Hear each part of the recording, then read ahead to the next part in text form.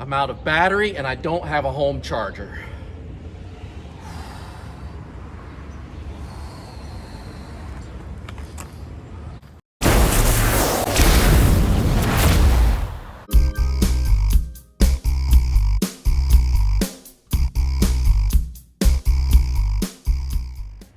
Hey guys, welcome back to Because Tesla. My name is Eric. Today's video, we're going to be talking about different options you have for charging your Tesla. So when you buy your Tesla, it comes with a charging cable. This is going to connect to the car, and this is just a regular 3-prong here in the US off of like a 110 or 120 type of outlet. And as you can see, this is detachable from the end of the actual housing of the charger. And they do that on purpose. So you can remove this, and they sell attachments on the Tesla website. They're about $35 each, where you can get different types of connections depending on what type of power source you have at your location. So for instance, a hugely popular one is the NEMA 1450, and that's going to be the size that fits most household dryers and electric stoves and things like that. I don't have a NEMA 1450 in my garage. I've only got these 110 outlets, so it's not going to give much of a charge, but see, it lights up. That means it's good to go. And let's go to the car and I'll show you how well this works. And because this has power to it, this will communicate to the car to let you know that you can push this button and open the port.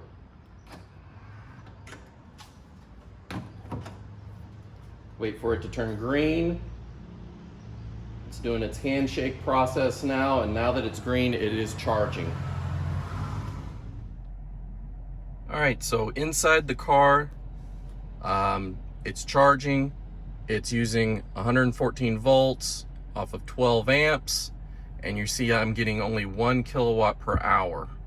So not very fast. I'm almost charged up. I usually charge to 90%.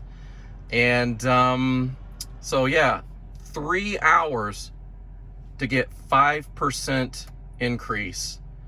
That's quite a bit.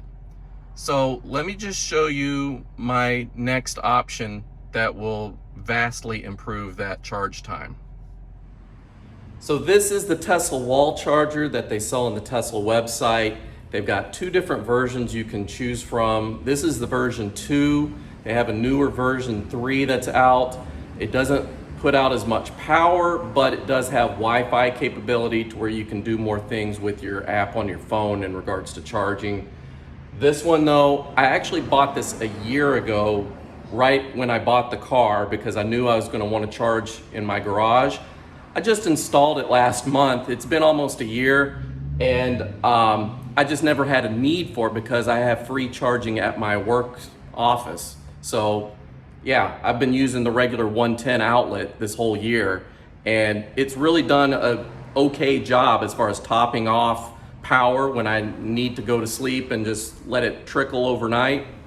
It's not that big a deal. It really depends on how often you drive, how far you drive, how much battery you need each morning when you wake up and need to go places.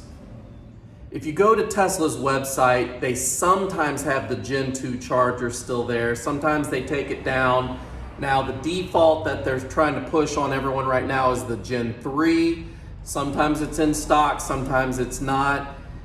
If you're looking for a Gen 2, your best bet is to try the Tesla website first. If it's not there, I've seen them on eBay, I've seen them on Amazon. Can't guarantee the price, but they're there. You just have to look for them. And of course, this is also powered. You just push the button. You'll hear a thunk. Okay, so now that I've got the wall charger charging it, that 3 hours now turned into 25 minutes. So you'll see I'm getting 234 volts. It's negotiating up to 48. Yep, okay, so 48 now, 11 kilowatts. I believe this number will go up further if I have less battery. It'll allow more charge to flow. It just kind of tapers off when you get towards the end here. But 25 minutes, vastly different than the 3 hours and 5 minutes we had before off of the regular wall outlet. This is what it looks like on the wall as it's charging. So I do want to talk real quick about different pricing for these things, just so you know kind of what to expect to spend on a different solution for charging. This is the big boy. So this is going to be close to $500. I know the version 3, I want to say it's $500, and they may have lowered the price on version 2, maybe by like $50 or something like that. But still close to $500 just for that. That does not include the installation cost. It is just for the device itself. This one, however, comes with the car. A lot of people say it comes for free. It actually costs you about $40,000 to $50,000 because you have to buy the car first.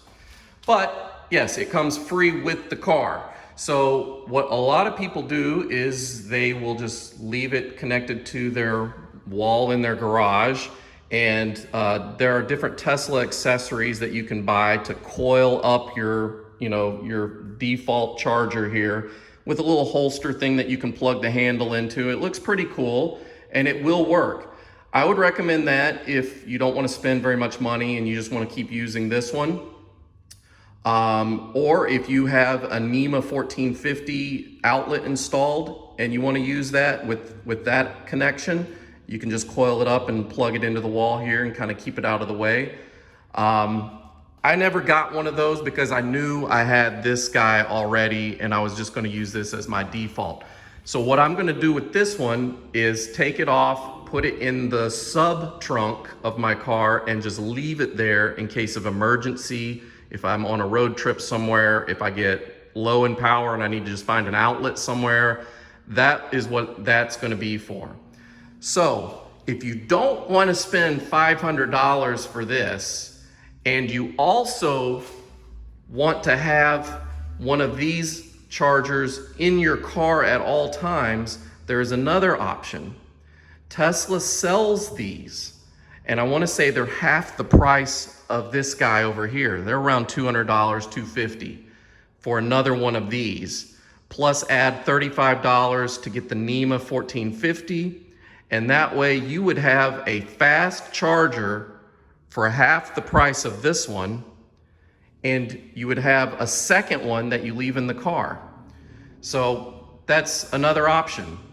If you're super cheap, like I tend to be, but not with my cars, everything else in life, you just go with this one. It's free, it comes with the car. If you love your car, if you know that you're gonna have to be driving a lot and you're gonna need a full battery every morning when you wake up, go ahead and splurge on this because it is well worth it. You saw I'm charging up the rest of mine in 25 minutes. If I was at 50%, it would take about 3 hours. That's what I've noticed lately. I don't really let my battery get too low just because I'm always charging. Even when I'm at work, it's for free, so why not just plug it in? So that is, that's your other option. Okay, so what about installation for these guys? That's going to all depend on where your breaker box is for your house. Because I've seen some people that have their breaker box in their garage with all the circuits in there, and all they have to do is just run a little line across over to the charger. Well, that could only cost you maybe $100 to have an electrician do that. I've also seen people that have to spend $1,000 or more to get this installed just because their fuse panel, their breaker box, is on the other side of the house, far away, or they have to dig a ditch to run wire around the building. A lot more extravagant types of installations. So that's something you'd have to be aware of. I'll tell you what I paid for mine and how we did it, and I'll show you how we did it, and give you some insight on maybe I could have done this on my own. So my fuse box or breaker box is on the other side of that wall over this way and down in the basement. I have a crawl space underneath here that goes under the floor where we ran conduit, metal conduit, all the way through the wall, came in here, up here, and through this wall here. And that's where we are there. So I will show you the opposite end of the conduit to where we came out and went to my breaker box. Okay, here's my breaker box here in the basement, and I haven't patched this up yet with this. This is what we cut out. I was gonna wait until after I filmed this so I could show you guys that through that wall, that is the crawl space that I was telling you about, where we ran this metal conduit through it. So we come out here, make an L shape, and then go into the breaker box, and then that's where the line's gonna come in here and you put a breaker in. So let me show you what I had to go through for this part. All right, so I have a 200 amp service coming to this house. It is a kind of larger house, so we've only got one breaker box, and as you can see, it is completely filled up. All the spaces are taken. So before I went into this, and one of the reasons I was a bit hesitant towards even installing my wall charger was because all these were filled up. I had no place to put a 60 amp breaker on the panel. So I had one of my electrician buddies come over and we kind of talked about it, and he noticed that I had a bunch of these little 15 amp breakers right here. And if you look at these are also 15 amp, but you've got them moved into one spot here on two little mini breakers. So he said, what we can do is remove some of these 15 amp breakers that take up a full spot and install a couple of these guys, and that will free up spaces in your breaker box. So that's what we did. We installed this guy here, the 60 amp, and ran this one to the garage. All right, back out in the garage. So the next question is, okay, but what if you decide you want to move houses? What am I gonna do with this? Am I gonna leave it? Am I gonna take it? I am gonna take this with me. All you have to do is go back down to the breaker box where you were, turn off that 60 amp breaker, and now there's no more power going to this. All you have to do is remove the screws that hold it to the wall, undo the wiring that it's wired to. You can put some of those wire nuts on the end of the wire and some electrical tape, wrap it up, stick it in the wall, put over a blank plate over the wall so you don't have wires exposed. And it's there for the next person that wants to install like a NEMA 1450 outlet or some other type of car charger they want to use. So I was there during the install and I watched everything that the electrician did, and I want to tell you that this is something that a lot of people, depending on how difficult the installation is for your house, a lot of people could do this themselves. Let me explain. So one thing you could do is get a free estimate from an electrician. And what I like to do, and I know this is kind of a trick, but I'll get a free estimate, have the guy come over and just kind of chat him up and say, oh, so what all's involved in getting this installed? And he's like, oh, well, I need to run a 6 gauge wire from here to there, put a breaker here, run some metal conduit, and that's about it. Just connect it at the box and you're good to go. Well, knowing what I know, and I know a little bit more than the average guy just because when I was younger, I did have an apprenticeship for electrician work. I worked a summer as an electrician before I started college. So I don't know a lot about this, but I know a little bit, at least enough to be dangerous, right? So watching the guys do it, there are different ways of getting around all this. If you live in a state or country that allows you to use the flexible kind of Romex wiring, you won't have to worry about bending metal conduit to bend around corners and things around your house. You can just run that wire from point A to point B and be done with it. That makes it like a lot easier. But here where I live in the state of Illinois, that isn't up to code. You have to use metal conduit to run these wires. So I told the guys, like, you know what? I know you're saying I could do the Romex and save some money, but I want to be up to code, because if you go to sell the house in the future, home inspector is going to come in and say, oh, that's not up to code, you got to get that fixed. So you might as well, if you're going to pay to get it up to code. That's what I would recommend. Don't cut any corners. If you're doing it yourself, that's fine. Do what you know how to do and just cover it up and disconnect things when you move out, and it won't be an issue. So yeah, making a space in my breaker box for that 16 amp breaker, that was really easy to do. All you have to do is just disconnect some of the wires and put it into those mini 15 amp breakers. So that was easy. Put that in, punch through the wall there where they just used a long drill bit. That wasn't hard either. I watched them do that. That took like 10 seconds. Then they ran the metal conduit from there all the way to the garage. That didn't take long. It was an easy job overall. It maybe took a couple hours, and Tesla really has the instructions pretty well laid out in the manual that comes with the charger. So the options available for charging are personal to the individual. It depends on your circumstance, how much you need to charge, how fast you need to charge. If you rent, or if you bought a home, you know, there's so many different variables here. I'm just showing you what I went with. I love my cars and I like spending my money on car related things. So that's why I went with this guy. It's convenient, and that's the main thing, the convenience. I'm not having to charge it as often. You just charge it up, let it go. I'll do most of my charging for free at work.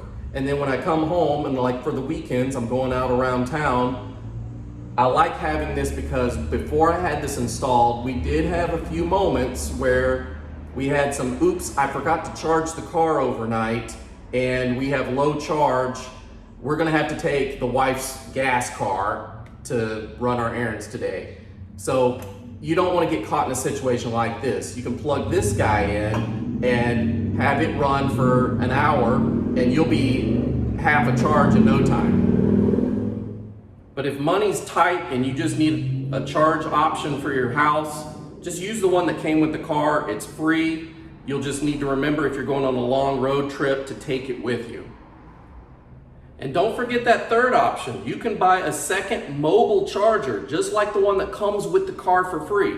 You can buy a second one for under $300. I want to say it's like $250. You'll have to go on the Tesla website to verify, but it is another option that you can leave plugged into the wall of your garage and have a mobile charger also in the vehicle at all times.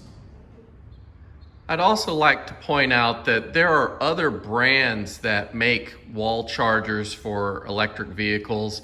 You don't have to buy the one that comes from Tesla, but you know what? They're all roughly the same price range, between the $400 and $600 range. They all do similar things. Some may have a few extra features than this one, but for really all you need it for is, you know, to charge your car as fast as you can.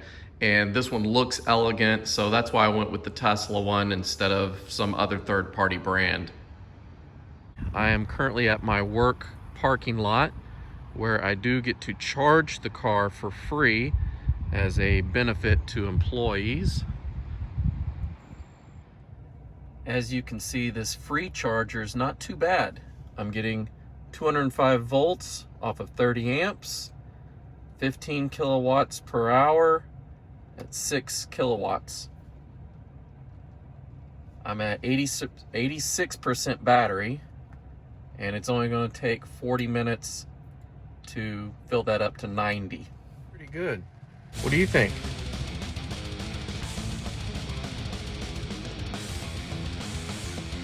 Yeah, rock on, man.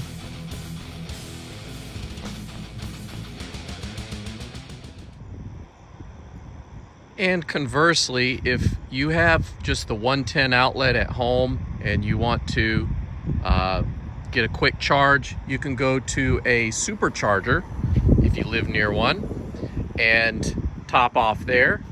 So I'm gonna go ahead and show you what that process is like. It's also powered, so you just push the button. It's going to negotiate there. Turns green, it starts charging. There you go. So as you see, there are no buttons or anything on a supercharger, nowhere to pay with a credit card. Everything is stored onto your account. It gets the information from your car.